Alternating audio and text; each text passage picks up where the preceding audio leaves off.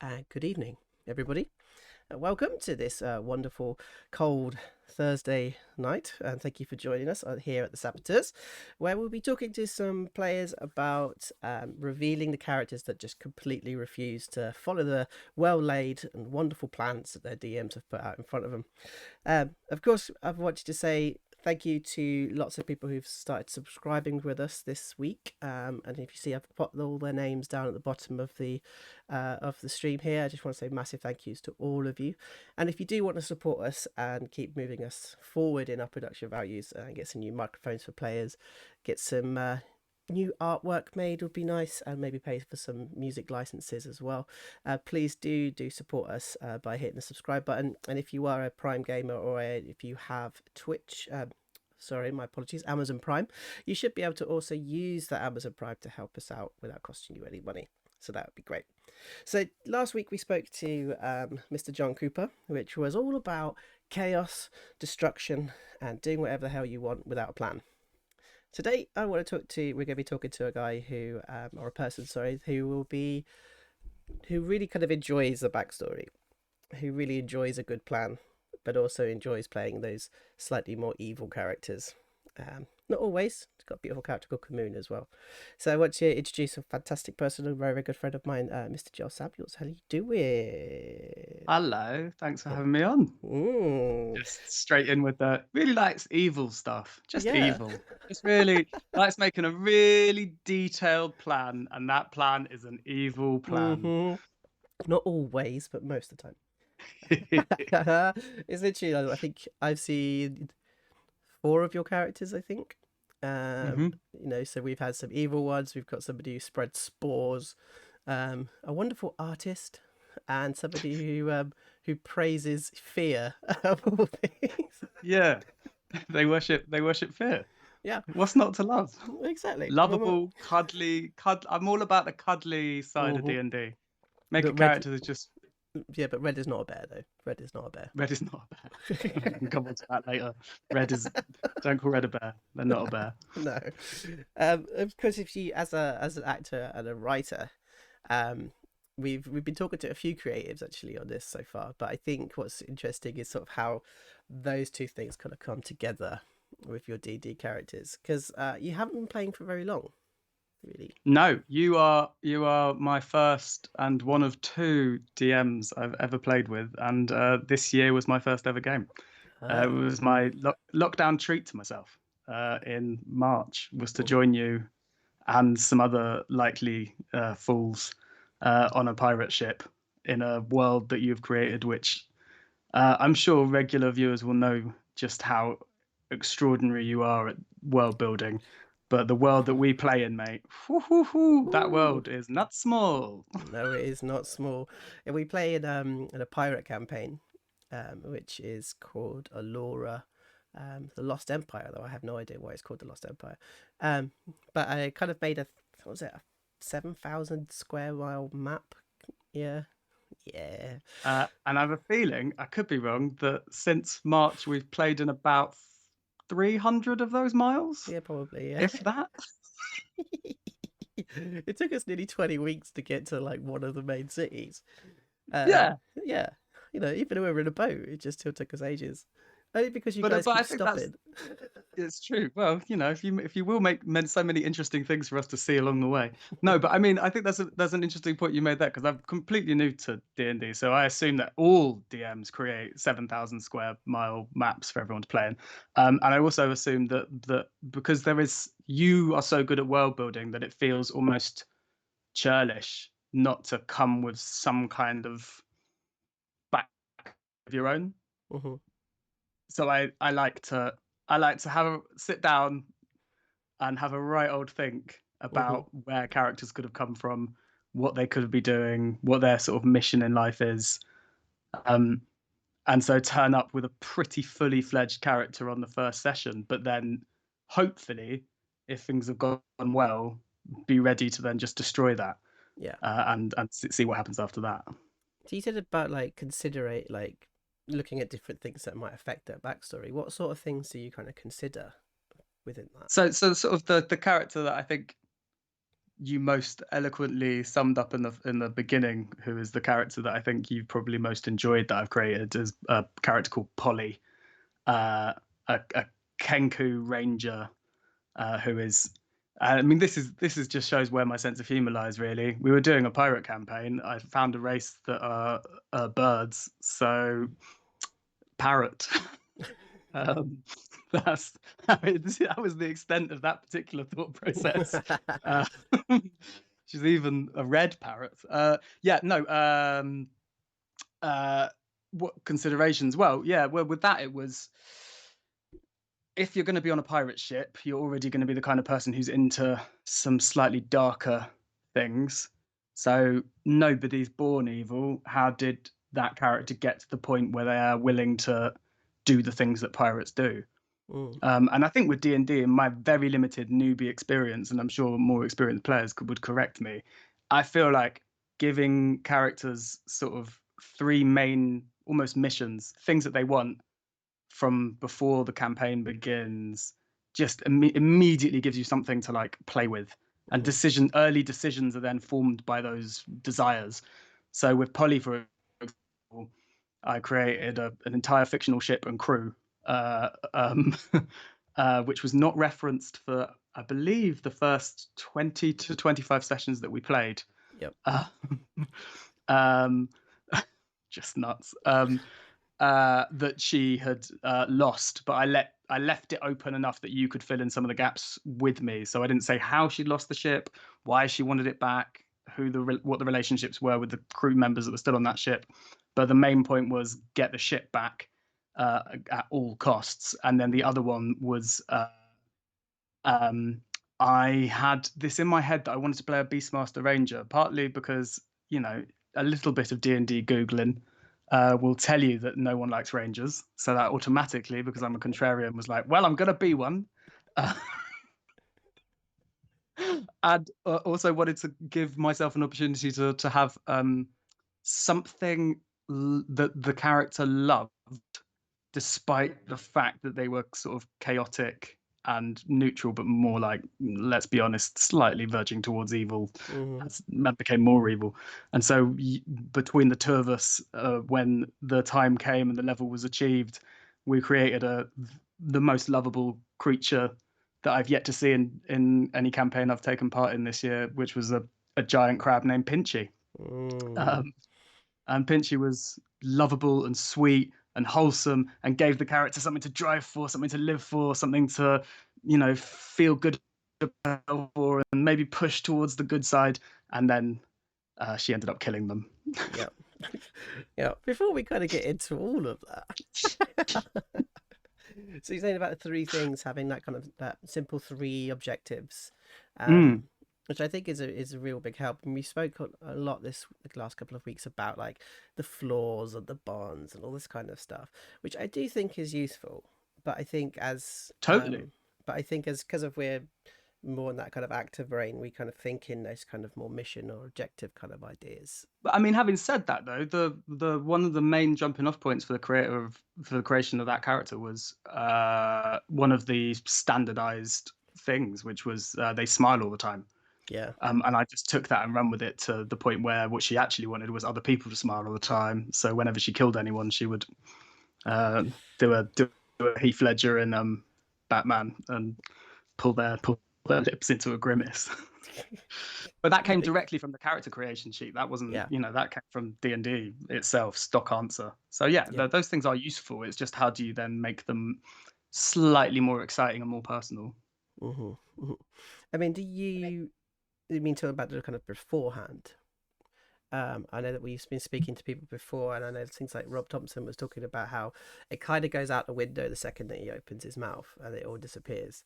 Um, but do you have kind of almost like a direction or an arc that you already think might be possible, even though you know Yes. it's a big game and it's all chaotic and things will change? Yes, but I do think I think this is the where the fun lies in it for me. And I know this isn't where fun lies for other people. And I know that sometimes people can get a bit didactic what they enjoy about the game and what they enjoy about playing, and even I'm sure on your streams what they enjoy about watching people play. Like I love having this idea in my head of where it's going to go, but I'm also absolute delighted if that gets broken.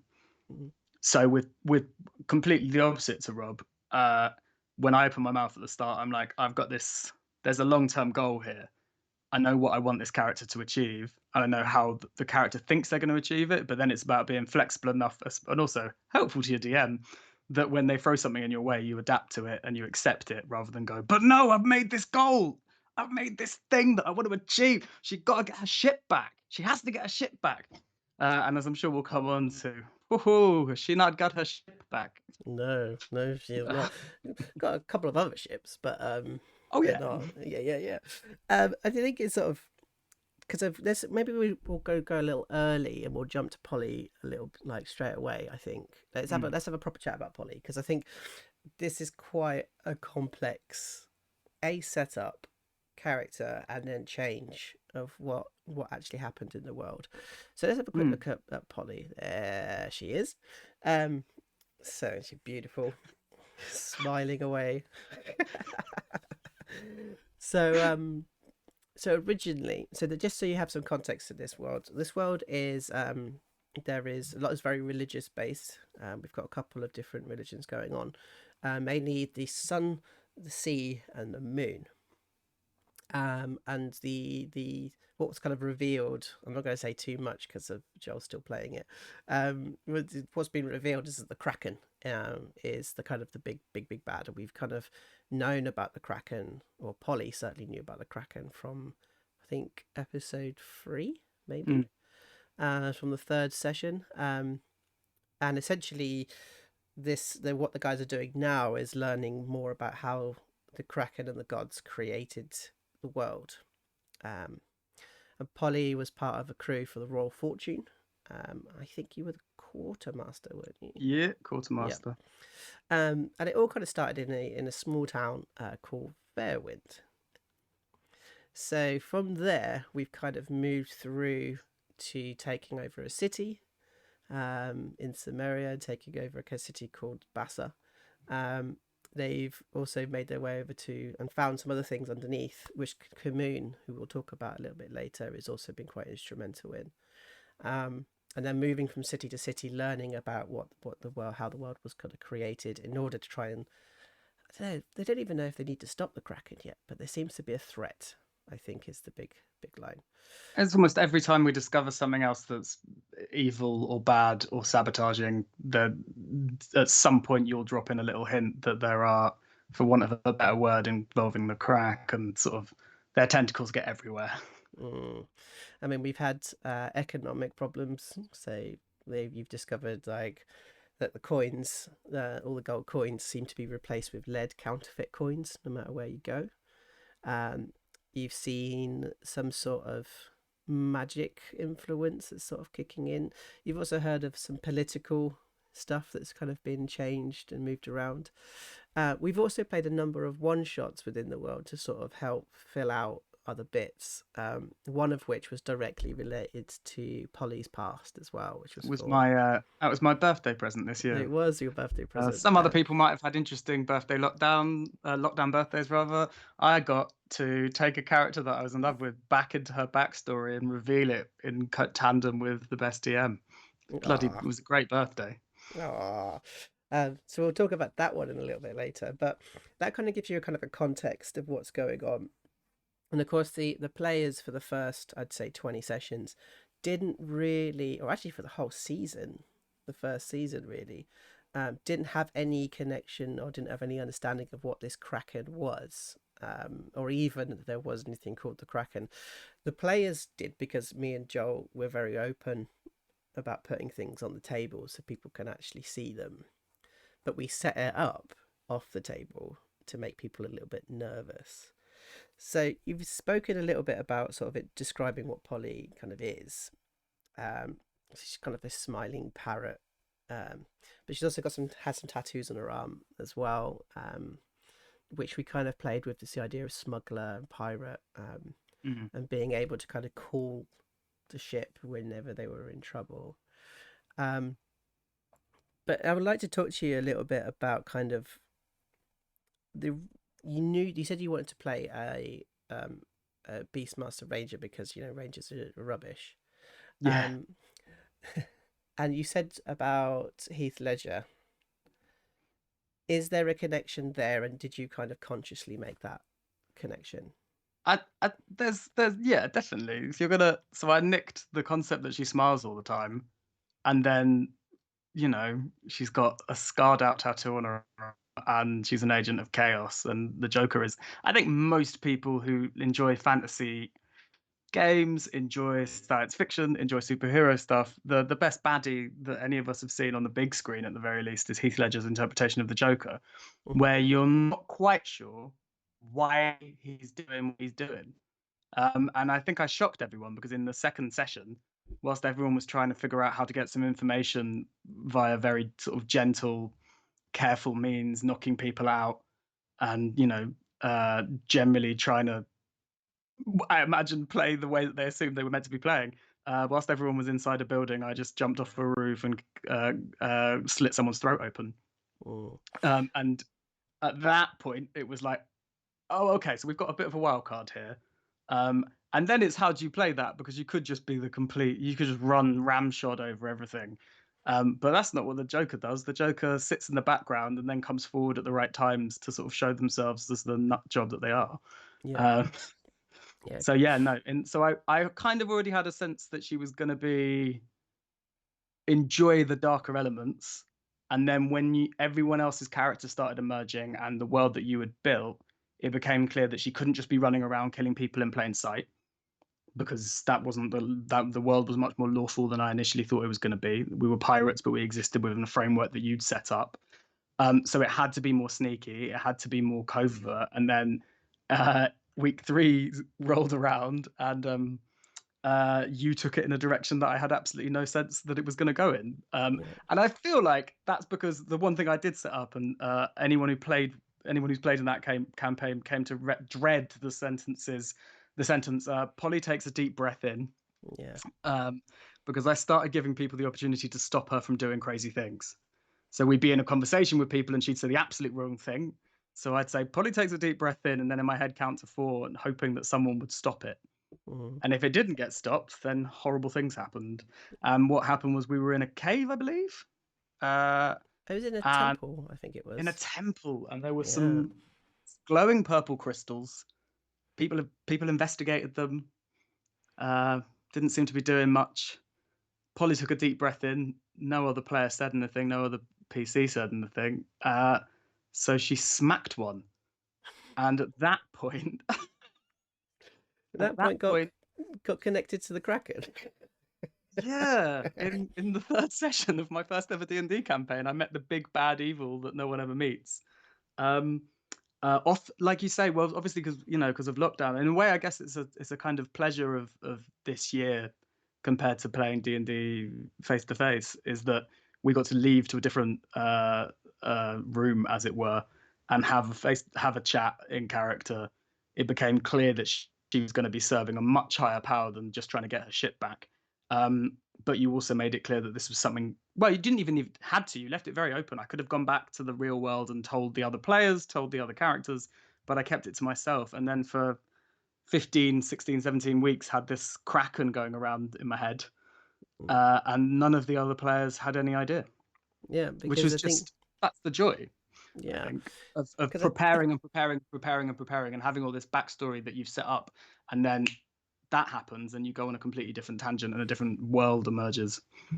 I thought I found really interesting from that was the original. There was a deal that was kind of struck about I want this and this, and then I will do. Yeah, I'll keep an eye on for you, and I'll let you know what happens. Um, and then you kind of went really wild and was like about to murder like the mayor's son and all this kind of stuff. But you kind of got arrested after that for killing the person that you jumped off the roof of because That's true. yeah, because if you left your feathers all around, and it's hey, there's a pirate ship docked. I wonder who it could have been, and you kind of got put into prison where you began to, and you were put in a prison with loads of other pirates that who had screwed over the years, and I think that's being alone was where we really managed to kind of look at some great backstory, Mm. because we could play with you on your own in those scenes. You'd also been, I think you've been pretty horrific to the police in the town as well at one stage, because they were not happy either.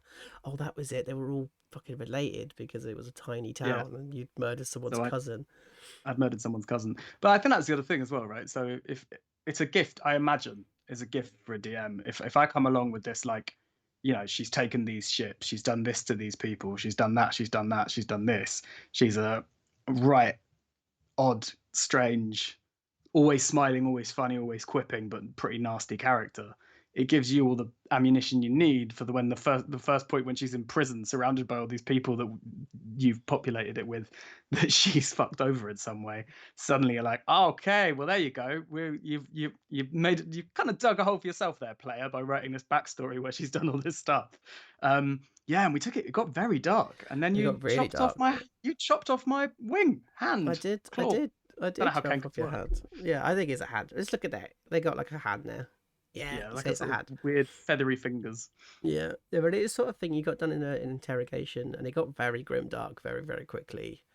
Um, I can't remember what song it was, but oh, that was it. Radiohead, um, Karma Police, and you kind of got your beak shattered as well, cracked. Yeah.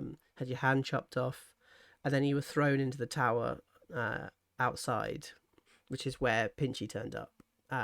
And there was a real Yes. sense of love and The something. redemptive the redemptive crab arc, as I like to call it. Um, You always need a redemptive crab arc. who doesn't like a redemptive crab arc? That's what you Exactly. want in your once a week fantasy gameplay, right? And Pinchy became, like, as you said before, this kind of redemptive thing. It was saw you as its mother. It was, you were hugely protective of it, um, and it was something to love, I think, and Which I something to think be I'd, loved I'd by. through making that backstory about this desire for this ship, and later on, as we established much later in the campaign, they had actual family aboard that ship, and having lost that, we created a gap where that kind of, for want of a better word, talking about, if anyone doesn't know what Kenku is, a half bird human hybrid kind of thing.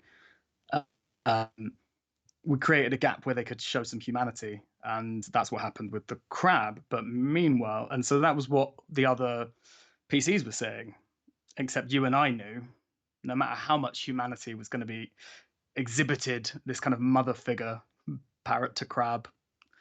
It's a strange old thing we enjoy doing, isn't Yeah, it? it is really weird. Um, but for however much humanity and however much motherhood and how much loveliness was there, you and I knew she'd met the big bad, and she'd been turned.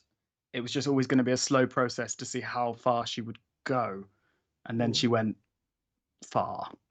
yeah, From having because killed someone in week 3, it got worse and worse.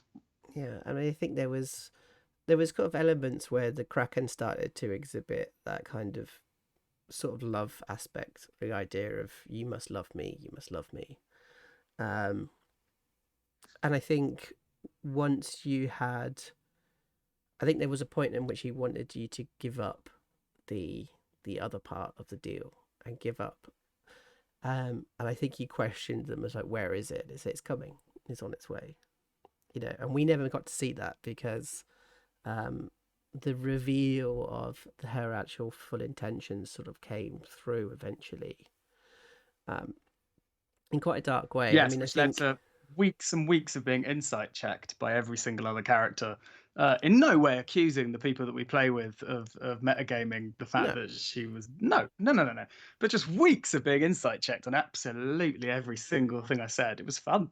I enjoyed it. It was because also, like, they, as much as they all knew. So you were saying, like, so once she really turned, when she went fine, I'm with you 100%, was when she killed the crab that we'd mm, all grown to love so very much, mostly because you embodied them so beautifully as a DM. But like, then everyone in the party, all the players, realized, oh, okay, so this is a really dark character because we've all grown to love this NPC. Um, and from then onwards, it was always everything that I said, everything that I did was checked. which was hard then because you're playing an evil character within a party who are all technically working together, and you're trying to sort of not show how evil you are, but also demonstrate at least a little bit of the truth of the backstory that between the two of us by this point we've cooked up. But that's what I enjoy about this. That's what I like. I think that's those are the moments that I really really enjoy myself, is when it's like you have to operate within a logic that you and the DM have created. Hmm. So if I started just only doing evil things and just killing everyone, it would have defeated the purpose. Yeah. We'd spent 15 weeks like slowly but surely moving her from being chaotic neutral to chaotic evil.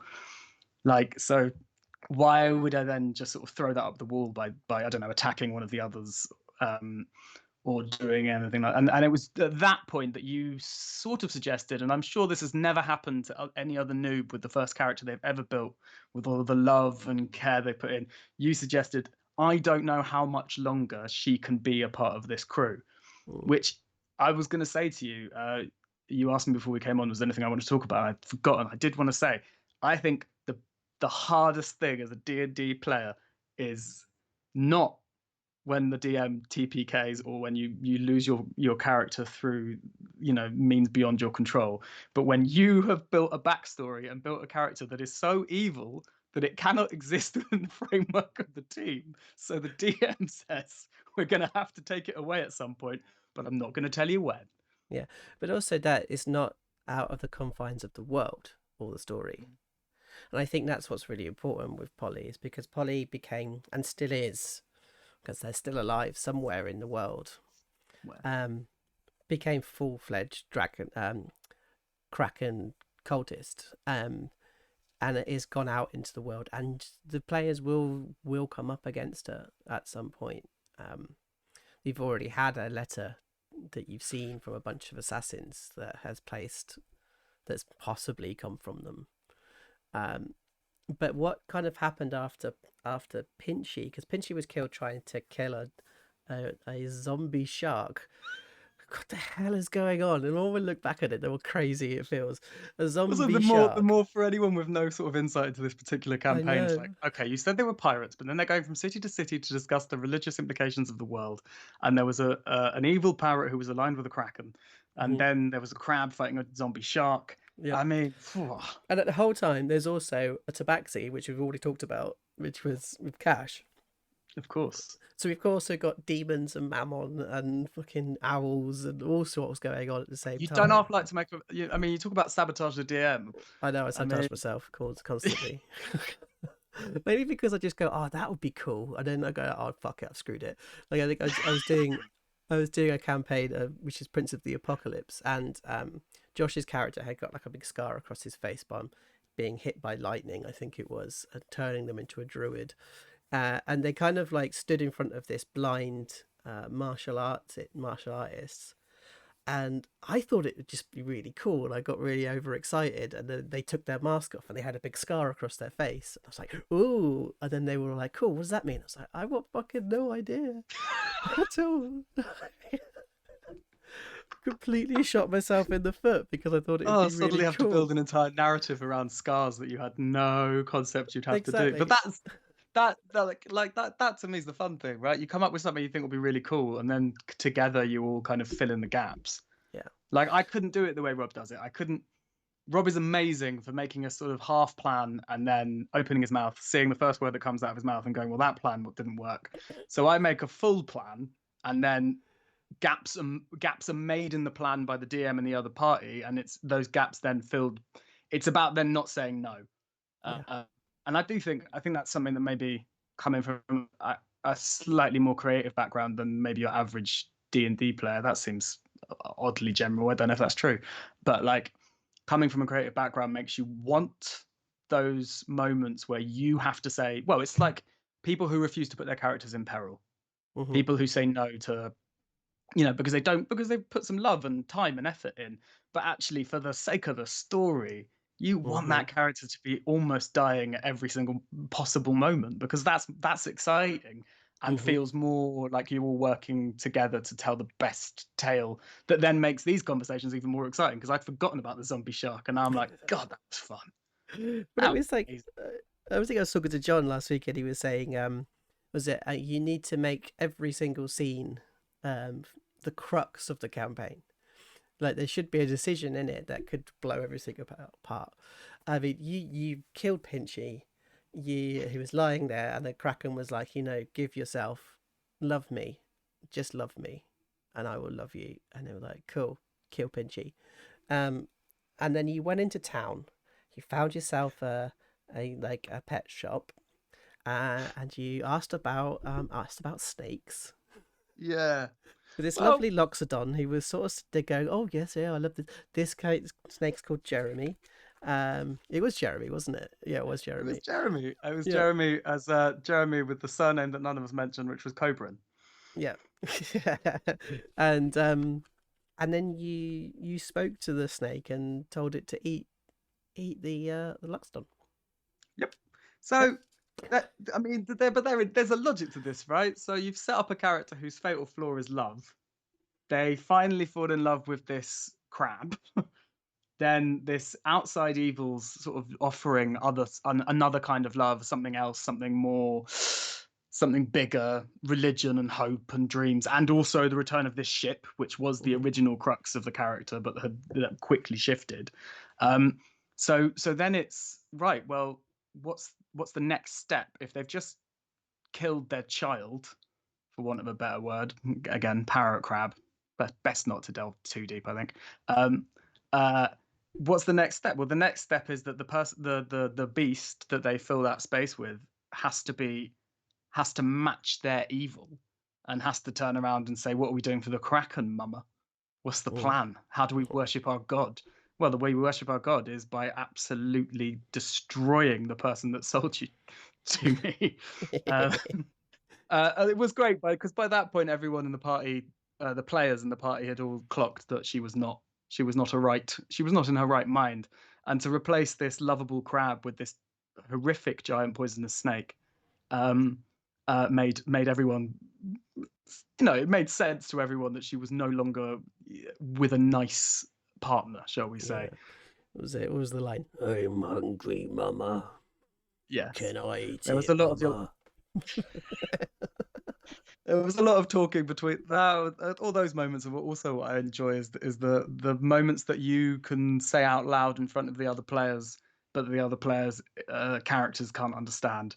Yeah. So there was lots of Jeremy asking to eat members of the other party, and Polly having to say, just wait, give it a minute, Give it a just minute. wait, not yet. We need to be a little bit stronger, not yet.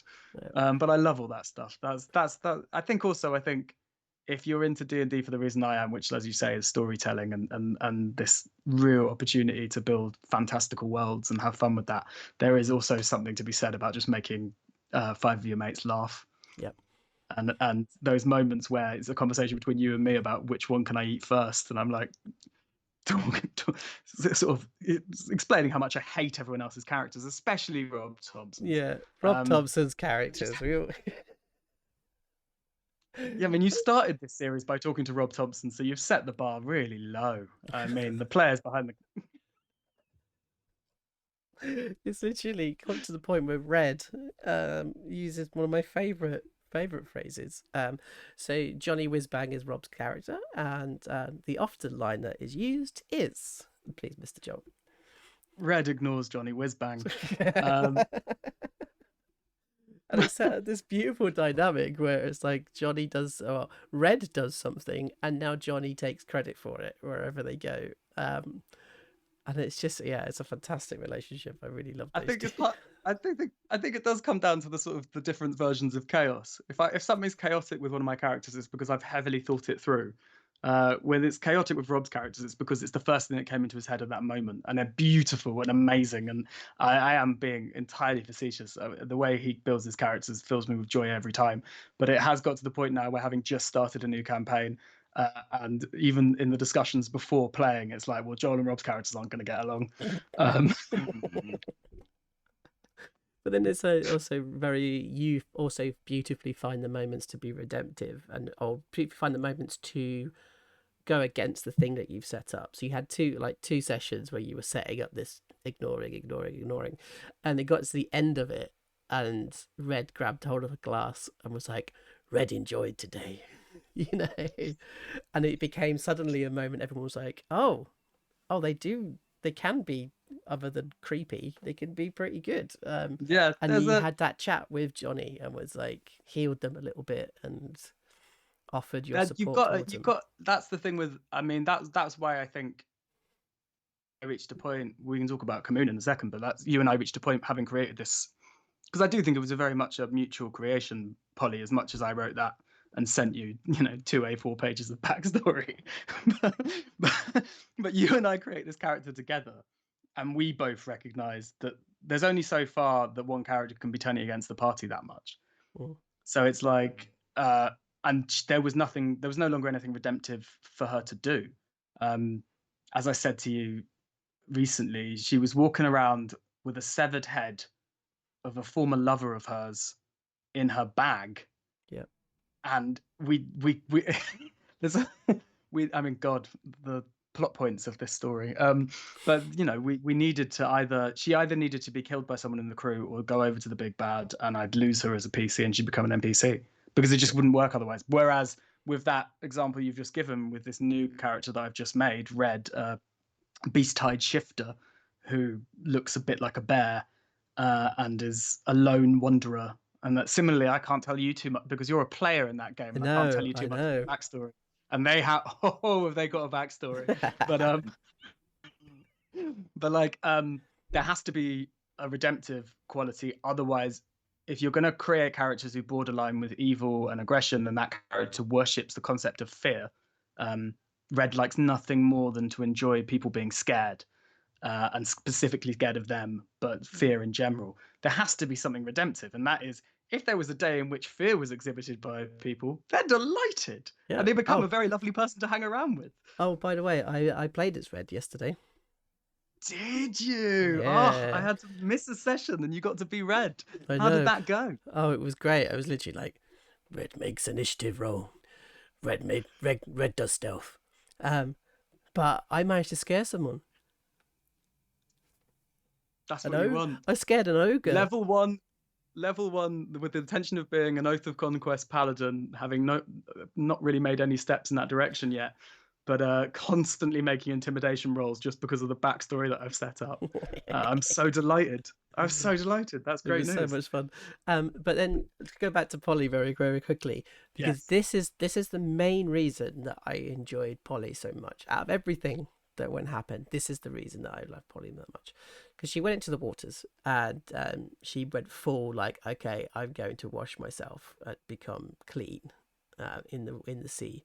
And then we had three priests arrive: one of Saloon, one of Salar, and one of Ogma. And Ogma was the one that actually kind of fits around the Kraken, and we kind of know that as players now that Ogma is the Kraken. And the Saloon, the god of the sun, Sla, and the god of the sea, Ogma, their two priests had an argument that got put in stocks, and essentially you came along and saw the priestess, and she was like, "They're trying to take stuff away from us. We need a temple here, and they're taking things away from us." So Polly went and slit, and they said, "We are at war." And so Polly went over and chopped his head off in the stocks. Then you decided to incite that it was actually the Church of the Moon that had done it.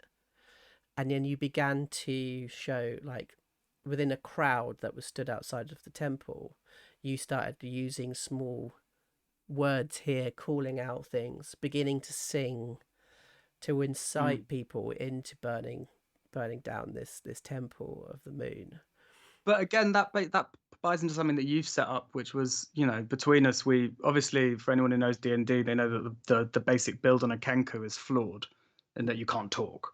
And you Yeah. and I agreed, no, she can talk, and we'll make that to her benefit, which makes sense for a pirate, which is she can mimic. She's a lyrebird, essentially.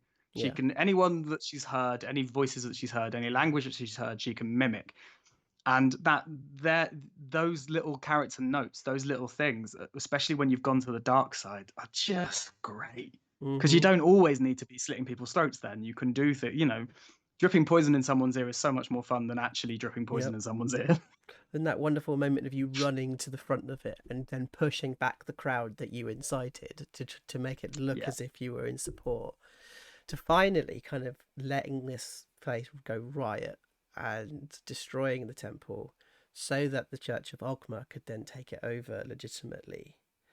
Um, and this is where we kind of had the switch, because Mm, Rob's character Cash had kind of followed you through into there. This is while still carrying your head. Oh, that was it. We revealed that the head was in the bag because yes. everyone started suspecting you as a problem, and the town guard Every looking time I into. pulled out, I mean, I made my own a rod of my own back, and every time I pulled anything out of my bag, I mentioned how sticky it was. Yeah, and the new town sort of guard sort of arrived and had look, and they opened the bag and found the head. So Cash went off to try and find them, found them in the temple and confronted them. And this was really the moment where Polly could have gone either way. Um, and then you decided to do Yeah, the evil monologue, to say the least, I think. Um, and you tried to kill him. You tried to kill Cash. yeah. It's a goosebumps moment, isn't it? You can go one of two ways at that point, but you'd already set up in the back of my head, this character, you cannot have this character be this way forever. So you're either going to have to roll her back to something more akin to someone who could be a part of this party, or you're going to have to give her up as an NPC and she'll come back later. You didn't say that in so many words. It was just, intimated. And at that point, I was like, again, as a noob to D&D, right? What's more fun than turning on another party member?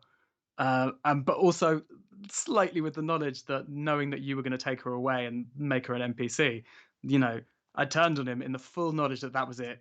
Bye bye character. We've done this huge arc from cutting the guys, from making the guy smile, as it were, in episode 3, to being arrested, to being tortured, to killing her own child, to chopping the head off a lover, to buying a giant poisonous snake and telling it to everyone, to subtly sabotaging everything the crew were trying to do. This was the arc where this is the point where it's like, well, I've taken this character as far as I can take it. Um, a better screenwriter than me would have figured out a way to, oh no, I wasn't trying to actually hurt you, Cash. um, but like, I was like, I had such a lot of fun doing something which, I say, most people I've spoken to who are D&D players have to either have their character get killed or have their character forever. I don't know many people who've built a character who's so convincingly evil that the DM says, well, they've got to go side with the big bad and come back at Yeah, the end of this yeah. campaign because there's just no way they can play. And I think what was genius about how you played this as well is that you kept the head in the bag so that it could be found. Like, I Yes. know you did that, and I Yeah. think what was great, as much as the players knew that you killed a child, the rest of the characters did not. So this actually was the first moment that they felt that they knew that she was against them or she was dodgy.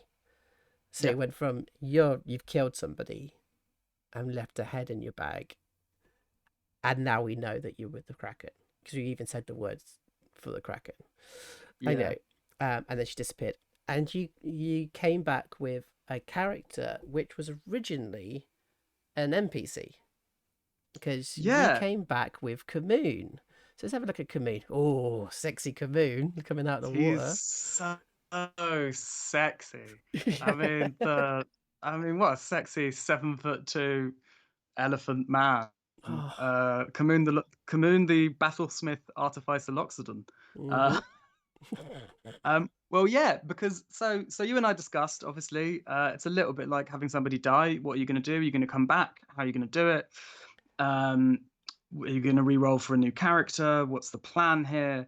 And you and I discussed, and within the world that you had created, the most interesting character to me had been this ship's artist, this giant elephant who like nothing more than standing in the prow and painting images of the of the day's events.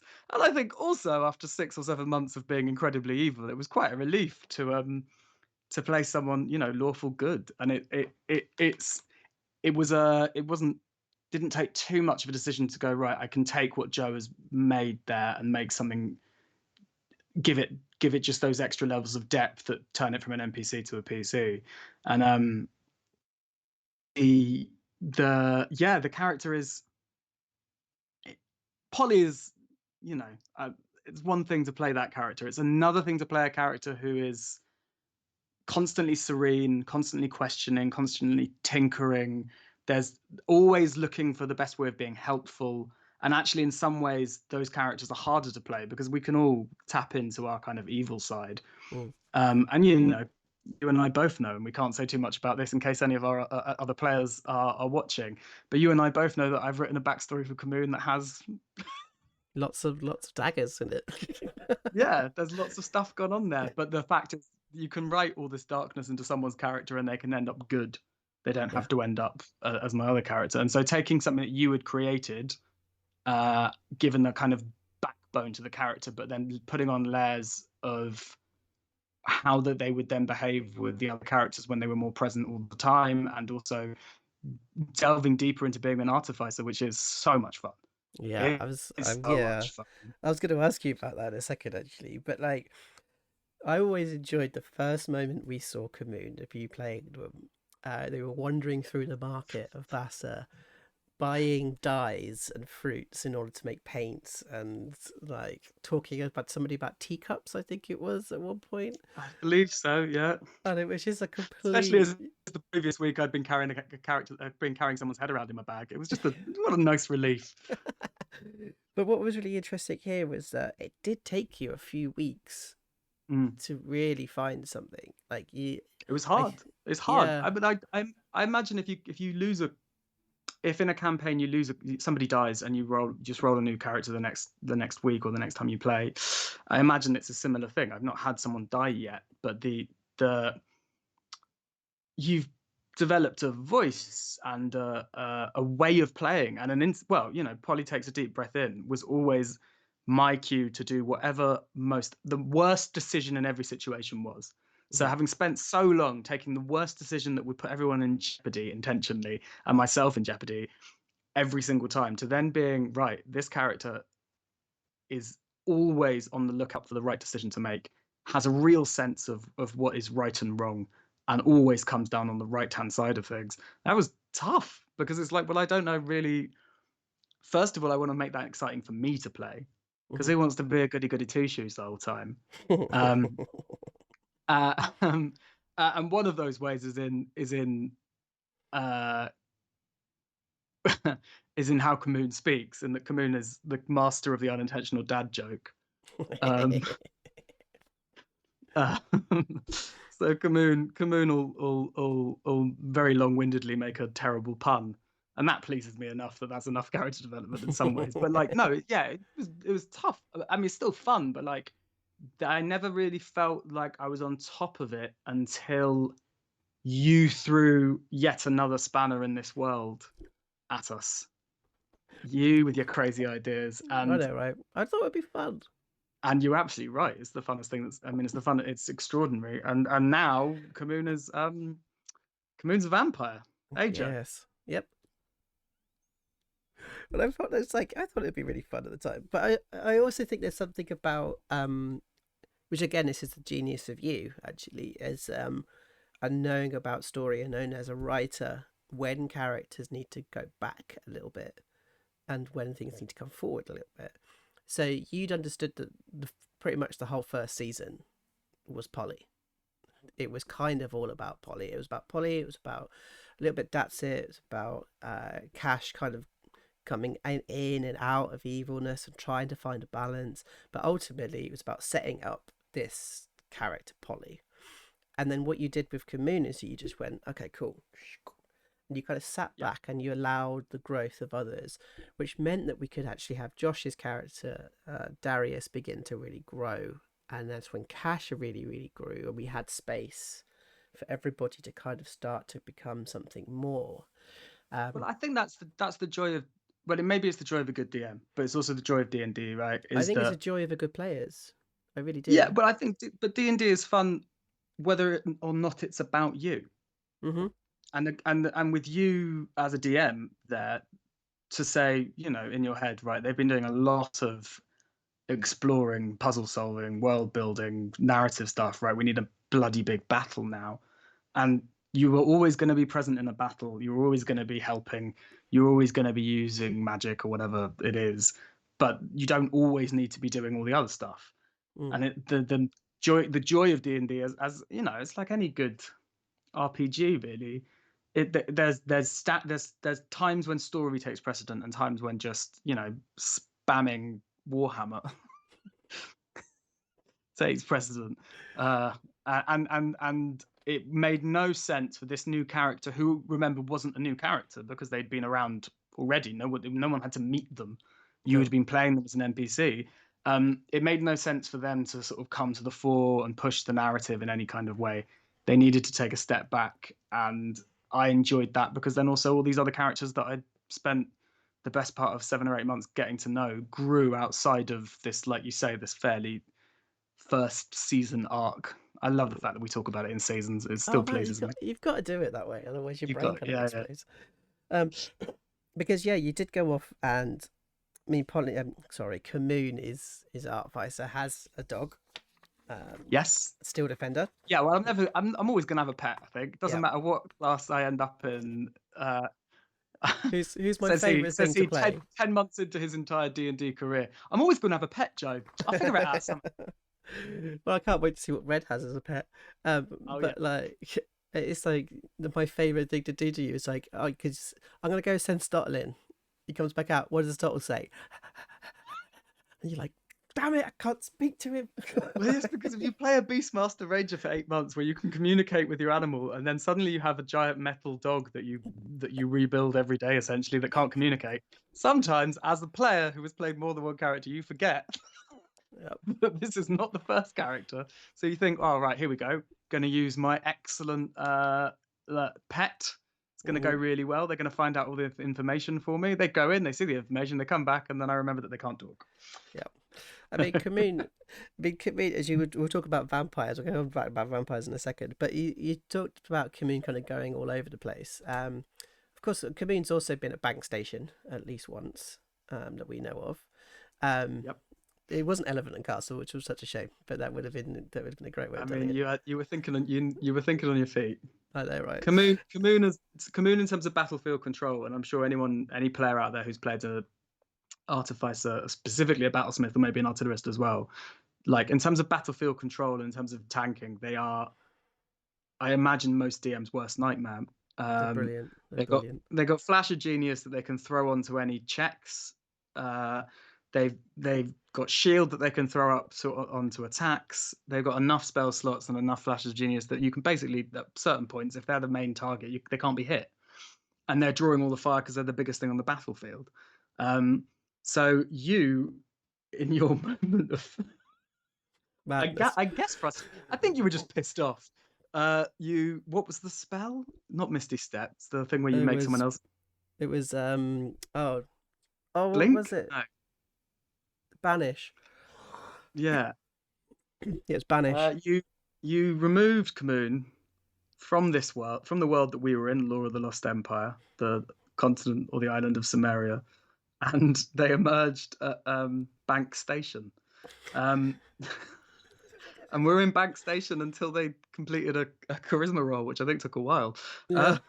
So they were just this Um, 7 foot but this, elephant. yeah, 7 foot sort of half human, half elephant. But this led to I think within the group, and I say this as the person who chopped off their lover's head, killed their child, and made a pact with the Kraken. I think this led to the thing within our party that is I will probably be most famous for, which is I don't know if you do this in Mallrats, do you? The recap. No, we don't. We don't do the theme songs. It's something that we want to bring in next year. Yeah. But the big thing is we didn't have a theme song that we could use, so we're trying to work around that at the Guys, moment. if you're an Amazon Prime member, remember to subscribe to Sabotage the DM. Let's get Mallrats to the point where it gets a theme song. Yep. Well, one of your most, I gather this is something from John Cooper, who you spoke It to is last. from John Cooper. Yeah, it is from John So Cooper. is to kind of do an opening credits to every session. So music plays and you set up something from the world, and then each player can give you a little snippet of their backstory, or it might be something that's happening right now in that moment in the present, or a little reminder of what happened at the end of the previous session. And normally, I will prep something, as we've established. I love a bit of prep. Um, but in this session, I just forgot that this was the thing that was going to happen. And so it came to everyone sort of does their thing, and they say cut to, and you sort of cut to the next mind's eye sequence of the imagination. Um, and it cut to me, and I thought, fuck, I've not planned anything. And I then remembered that you had, in the midst of battle, transported Kamoon to Bank Station. And so immediately went, hello, transport for London Transport, please. Uh, uh, oh, for God's sakes, not another one. Yes, Derek, it's another one. Yes. Oh, yes, madam. There's an elephant on the platform at Bank. Yeah, sure. Call the other one. And did that for about 20 seconds, It which was so good. will be I clearly will go on my sort of D&D epitaph. Yeah, I Person who think brought so. in Transport for London Transport Police, whatever they're called. Because it's sort of because Kamoon is now growing and growing and growing now to become a more of a force and character wise and story wise. As you've been Mm, able to reveal a little bit about their past, we won't go into too yes. much detail about that. Um, but what's really be able to get that into the fray is this moment of turning into a vampire. So, for context for the guys at home, essentially they came up against a vampire called Christopher, who left them in a room for 12 hours with food to see if they would eat it. Now, two of them did, so Cash, Rob, and Kamoon, both of which have turned into vampires. And what's been interesting is seeing the two sides of this, really, because Cash is very much it's a gift. Like, it's a gift that I've got these wonderful powers. But Kamoon has taken it very differently, or you have taken it very differently, shall I say? Yeah, well, that's the um, like I said, excuse me, I'm choking on my beer. Good. That's like I said, that's the. It took a few weeks, and then this happened, and I was like, well, here's the great moment for character build. And I know what happened before. I know how they've got to be on this ship, why they weren't an officer for a while, and then now they are. All that stuff. I know all that stuff, but I'm sort of keeping that in my back pocket and just letting everyone else's characters come to the fore. And then mythologically, if you turn a good character into a vampire, there's such a wonderful thing to play with. And I think I sent you a couple of messages in between sessions because the person who I know who does that best is Terry Pratchett, Hmm. um, who I think if there's anyone has inspired the way I play D&D, it's Terry Pratchett, um, because there's social commentary in worlds of dwarfs and elves and wizards and witches. There's no one better, Yep. and also humor, um, and turning a good character to the most evil thing that any of us can think of, something that subsists off drinking humanoid blood. What you want then is the struggle, because it's, do I give in to that urge? Do I become the dark? Do I give in to the dark, or do I do everything I can to try and maintain this lawful good character?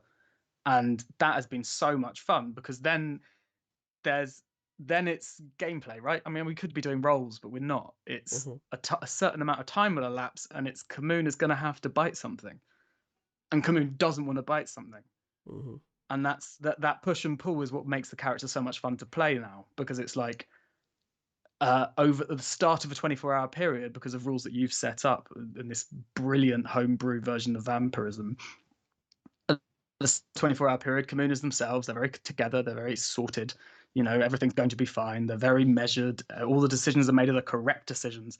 And as we get further and further and further to the point where they're going to need to feast in order to survive, I get to sort of slightly unhinge them, and it becomes this kind of sweaty battle within themselves where they remember all the horrible things that they may or may not have done, which I can't reveal because in case Yep. of any other players watching. I mean, even having Um, that moment where you had, Cash by the throat hanging off a four-story building, and it was like everyone was like, and you were just like, enough, surgeon, and you tossed him out the window, and let go of him, and everyone just yeah, like, and Luckily, I because that's mean, the other he revealed that's that the you other could thing that turn into bats and stuff, and you could fly away and stuff like this. But it but was, that is the other thing. That is maybe the other thing that being someone who's into narrative and into story, maybe slightly more than I am into falling in love with my own characters. Um, that had more of an effect because Kamoon had been in the background making dad jokes.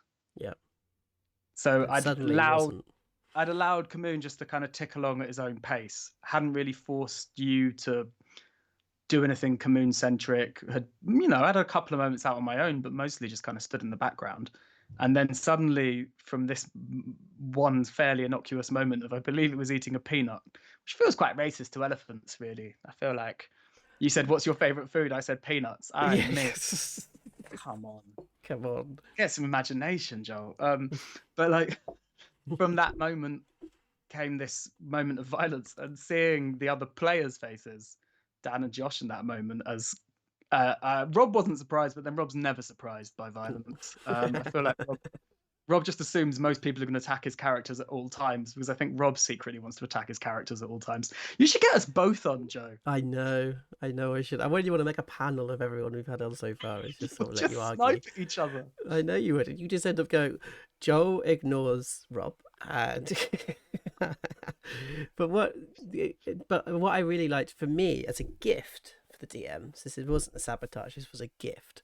Was that I could have both of you, and I could have both of this kind of evil and gift and curse thoughts of vampirism, and then I could show you a whole community of vampires where some are trying to cure themselves and some are conducting themselves in a very weird, cultish, bloody, awful feeding pubs, um, and let the two of you kind of play within that, and sort of enjoy seeing the dualities of all of that. Because eventually, yeah, Mm, you had to feed, and so we created this idea of having a very bureaucratic bank so great. which you could Just go so in great. and get some blood that had been consensually given Yeah. to the bank for people to feed on, or you could go to the pub and have horrific feeding meals. I mean, Um, it oh, was that bacchanalian was events going on. horrible. It was horrible. I But was that again, much happier in my bureaucratic. Oh, take a number, take sit in the queue. but what we had is, I believe Kamoon and Cash played tic tac toe on a rock. yeah, it was because what we had is like you would try to sweat it out in a coffin, and Cash going, "Oh, I'm a vampire. I'm fucking brilliant." And then turning up at this pub and then being told that they are actually the lowest of the low in terms of the pecking order, and then seeing what it actually means to really go for it, Mm, and they've kind of backed away from it for a while, and now gone back in again. yeah. Yeah, proper. So I think for me, because we do need to finish up in a sec, but I just kind of Yes. want your question of like, where do you think Kamoon will end up? Is probably my last question, and then I'm going to ask you for like a little bit of a tip for helping people kind of play. Where do I think Kamoon will end up? Mm, I think there will come a point. I'm hoping, that's and a good word. I'm hoping that they will overcome vampirism. I have a feeling that they're between the two of us. I mean, I realize this is meant to be I'm meant to be more sabotagey than this, but I feel like between the two of us, there's such a beautiful narrative to be played out about them facing up to their own darkness in order to get over this sort of the real darkness of vampiric tendencies. you know, I'm hoping that that's where that goes. I'm almost certain that Kamoon's not going to the end. Right. Uh, Okay. Whatever the end may be, it's such a vast world you've built. But if D&D ends at level 20 confronting the big bad, I don't think Kamoon's getting there. I think Kamoon will hope. My hope is, and in a similar way that my hope for Polly was that she would get so evil that there was nothing that could stop her being evil. I hope Kamoon gets over being a vampire, just shrugs it off, and uh, ends up in a situation where they reinforce their goodness, and using the ability of an artificer, I'm hoping that in battle, at the point when somebody that they love is going to be dying, they will hand over all of their artificer infusions and take the hit for them. Oh, That's the goal to work towards. But we're way off that. yeah, It has to be because they're quite emotionless a lot of the time. So it has to be about how do they identify the person that they would do that for, rather than just the absolutely. code of honor they live by currently. Absolutely. There you go. Look, That's me scripting. That's the next 6 months of script for you, there, Joe. thanks, mate. Yeah, So it's I all right. think, so I think the last thing I'm going to ask then is, yeah, like we've seen quite a few different approaches to try to create a character. So I think I'm kind of going to take what I think is a long-term writers players as kind of what I'm going to try and categorize it as. So kind of give us a tip of like how playing in that way, or how you can play in that way, and what's your kind of steps to do so. Yeah, I would say number one is that objectives. Find something that if you were to say the sentence, I don't know, I team up with some people in order to blank, or I roll investigation in order to blank, that the next sentence after in order to blank is your objective. So I team up with the other members of the party to go on an adventure in order to, so Yeah, that the next step after everything that you do is just this little thought in the back of your head that goes, this is what I want down the line. But it's down the line. And so therefore you're actually, I think one of the pitfalls of playing it this way is that you can kind of forget about everyone else's shit and just focus on your own narrative. And it's just like, well, no, that's not fun. What's fun is everyone else's shit informs where you're going to get. So I think that's the first one. And then the second one is don't fall in love with your own shite. Like yeah, write and create and fantasize about where the character's going to go. Really into the story if that's what you're into. If you're just into, you know, writing, then that's great. This probably isn't the way to play it for you. But like, is don't fall in love with it, because if I fallen in love too much with what I created with Poly, when it became obvious what your intention was, therein lies sabotage the DM. I could have just, I could have screwed it. But as it was, we made something that for everyone who was playing the game and enjoying ourselves on that night was just amazing. Because after 6 months of growing to understand that character, when she left, the other three players and yourself and myself were like, man, no one's watching this. No one's recording this. We've just done an excellent bit of series storytelling. yeah, There's a whole arc here.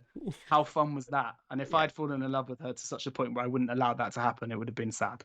yeah. You would have turned the table over and left. Pretty much. Yeah, I think That's yeah, sabotage. I think you're absolutely right. And again, it's echoing things that we've heard before, which is don't fall in love, don't be too precious with things, and be willing to throw things out at every opportunity if it's good story. Yeah, man. Yeah, man. Well, I'm going to say thank you Thank so you. much for coming on. I know we've gone a little bit over what we expected. Nah, mate, I enjoyed every second. Me too. So I think this is gonna be the last one of the saboteurs we're doing this year, and we're gonna come back in the new year. So if anybody's out there that wants to kind of come and talk about their characters, yeah, send me a DM, and we'll go from there. Ah, kill me now.